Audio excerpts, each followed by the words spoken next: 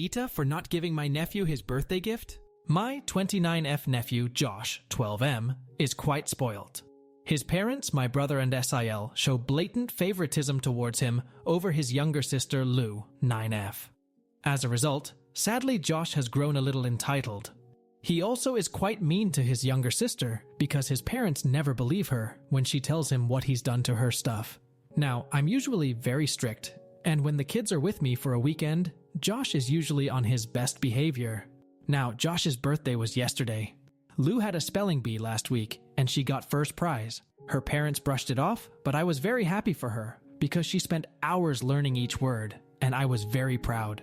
So when I took the kids day before Josh's birthday so he could pick out a gift for his B-day, I got Lou a stuffed animal as a "you did great." Josh picked this game that he's been wanting. The birthday party was yesterday, and when I went to their house, Lou had been grounded and was not allowed to attend, and the two friends she had invited were also sent back home. I thought it was extreme and asked what she had done. Turns out that Josh and her argued over the TV remote, and Josh went to her room and destroyed her stuffed animal that I gave her and told her she didn't deserve it. Lou screamed at him, and my brother got angry with her temper tantrum and had her pick up the pieces of the stuffed animal and throw them in the trash. All the while she cried. She was then grounded. BTW. Josh's best friend was the one who spilled the beans to me and also told me that Josh goaded his parents into the punishment. I was furious and refused to give Josh his birthday present, telling him he didn't deserve it for being mean to his sister. I also told off my Asil and brother that they're growing insanely cruel towards their young daughter.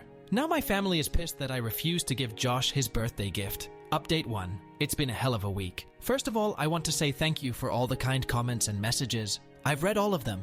I only managed to respond to some because I was pretty overwhelmed over the whole thing. There was a lot going on as well. As you can tell from my other posts, I'm in the middle of switching careers, so I simply don't have the funds to support my niece. And by that, I mean no one is going to give me my niece to foster, because my income is low. I'm a freelance romance writer, and that doesn't really generate a lot of income. I say this because I did seek out advice from social services in my country, and they just shook their head at me. But I'll get to that later. On to the actual update. I did end up taking my niece with me for a few days, and I sat her down and talked to her once she was calm. There were a lot of things that were happening in that house that I was not aware of. My nephew bullies her and my brother thinks it's funny when she cries. A few months ago, my niece had an accident and fractured her left arm. I was told she slipped down the stairs. She is clumsy, so I thought that was that. Turned out her brother pushed her down the stairs as a prank, and my brother laughed while she was screaming in pain. I verified the story from a neighbor who told me that she ended up taking her to hospital. Her father was apparently shouting at her to stop making a racket when she wouldn't stop screaming in pain. I lost it at that. I asked her if her mom knew. She said yes. Now, my childhood was pretty dark, but not like this. I called my parents and asked them about this incident and a couple others, and at first they hee-hawed, "We don't know, blah blah." And then my mom admitted she knew and that it was just kids being kids. I just saw red at that point. This whole week I've been gathering any bit of evidence I can find. Finally, I invited over my brother and his wife. I told them that if they didn't get their shit together, I was posting everything on social media, I was going to email it to their companies, friends, whatnot. Thank you to whomever suggested this. At first, my brother was furious, and when he tried to attack me, I pointed towards the camera I have in my living room. I was so angry that I felt like I was numb. I knew that this would destroy my relationship with my entire family, but they left a little girl screaming on the bottom of the stairs, and my brother laughed. I can't get that image out of my head. I told them I could either call the social services in our country and get Lou taken from them, or they could give her to me. The problem with this threat is that if I went the social services route, I would lose Lou as well. I told them if they don't want a daughter, they can give her to me. They can pretend she never existed. I was just speaking very quickly at that point. I don't even remember what I said. I would take over her expenses, etc., except for her health insurance and school fees. I told them they would never have to look at her again. I just kept talking. My SIL started crying of how I was taking her child from her. I admittedly got angry over that and reminded her she wanted to abort Lou when she was pregnant. I was legit angry, crying at that moment. I wanted to hit them. My brother was just silent. He was actually considering it. I told them it was better than having their dirty laundry aired in public, because if it did, Both kids would be removed from their house. It was blackmail, but I had no options.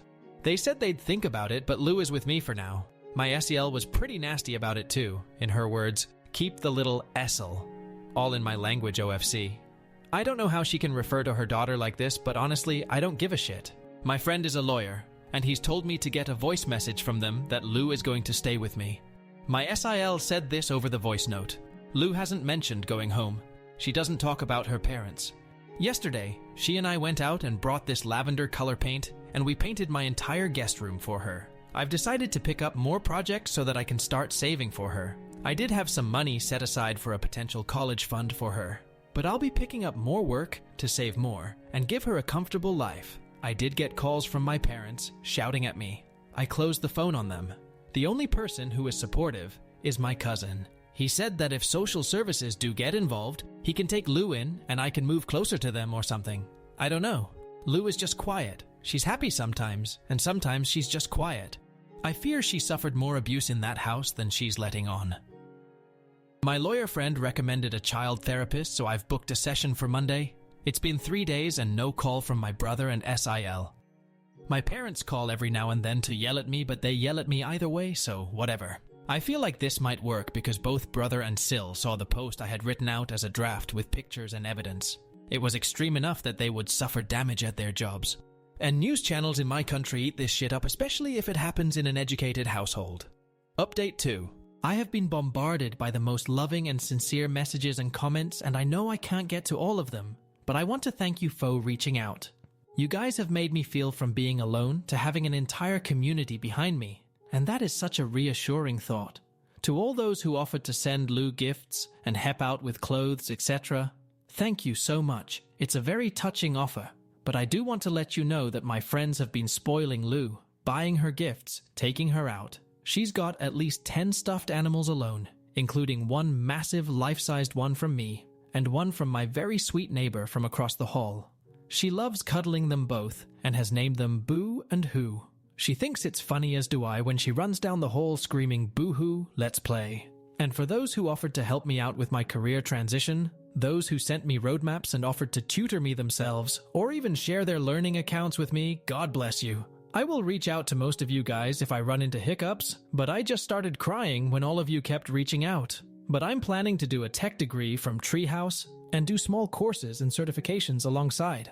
But thank you all so much. I've not even gotten to all the messages yet. About the GoFundMe account I've been asked about, as much as I appreciate the offers, the thing is, while I am not crazy rich, I do have some savings, and will keep working to increase my income to give Lou a comfortable life. My friends have gathered around me, and have given their kids clothes, toys, etc. I've not given Lou everything, because I know things are changing for her right now, and I want to take it slowly. Also, my Esil's parents sent me some money yesterday, and her mother visited this morning. She didn't say anything, but she just stayed for an hour, asked Lou if she was happy, and gave me some money. She said she would keep sending money. Lou's maternal grandfather didn't reach out, but I suspect his wife might be fond of Lou. She's very sweet and non-confrontational. TBH, I've never talked to her before. She's very quiet. But she asked if she could visit again, and I said only if I was home. She was okay with that. Lou's parents haven't reached out, but Josh called this afternoon, wanting to talk to Lou. It sounded like he had been crying. I felt bad, and I told him he can visit on the weekends as he always done. Like I said before, he is always well behaved here. Lou and he talked on the speakerphone for quite a while, and he was telling her about the baby rabbits they have or something. I was just keeping an eye on Lou. Lou didn't seem upset when she closed the phone. She's at that age when you really want to get along with your sibling. I would really prefer if I can build a better relationship between the two.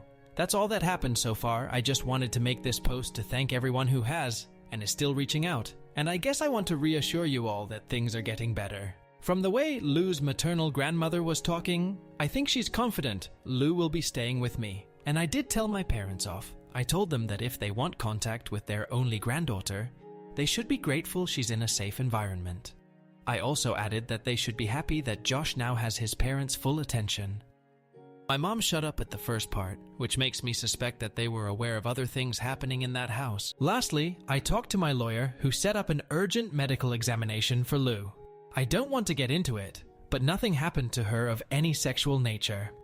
She has bruises here and there, which have not faded, but aside from the fracture in her arm, there's nothing that suggests anything untoward happening. It's a huge relief, but Lou was all shaken up by the examination, so I took her to get ice cream and let her watch 2 Disney movies back to back. She has to go back to school from Monday, so I think she'll be fine.